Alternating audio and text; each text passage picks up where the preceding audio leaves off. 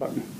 Sometimes you'll see a graph somewhere in an article and you'll wish that you could use it to make predictions about something. Looking at this graph, I am wondering, how much will Americans drive in 2020? Unfortunately, the article doesn't give us the data that we would need to make the model in Excel. So here's how you can do it instead. First, we ask ourselves, what is the independent variable? That's going to be the variable that's being shown on the horizontal axis. In this case, it's the time in years.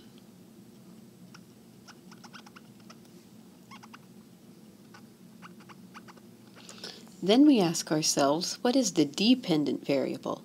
That's on the vertical axis, and in this case, it looks like miles being driven in trillions of miles. Trillions of miles driven. What is the domain? That is the values for the independent variable that show up on the graph, and our graph goes from 1990 to 2008.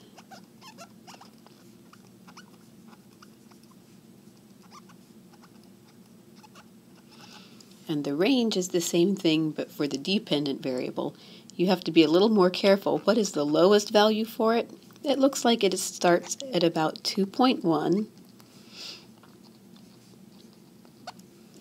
to about the highest is maybe 2.8.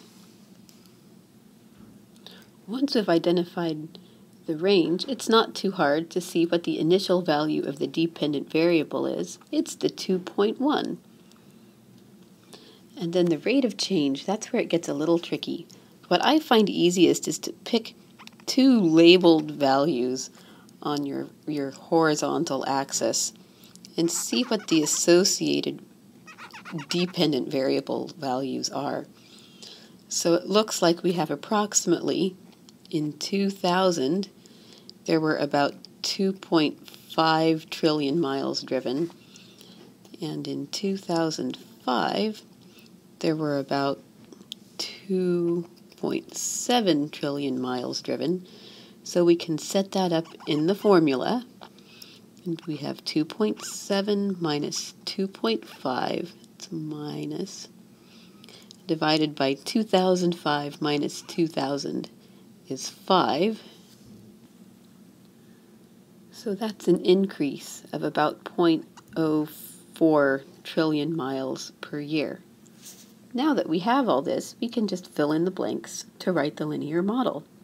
Our dependent variable is m trillions of miles driven, and that equals our rate of change times the independent variable plus the initial value. So from this, we can calculate how many miles we expect Americans to travel in 2020. Our graph started in 1990, so 2020 minus 1990 is 30. That's 30 years later after our graph begins. So the trillions of miles traveled in 2020 is 0.04 times 30 plus 2.1, or approximately 3.3 trillion miles. Is our model exact? No, of course not. Your estimates off the graph will probably be a little bit different from mine, and that's okay. Our results should be in the same ballpark, though.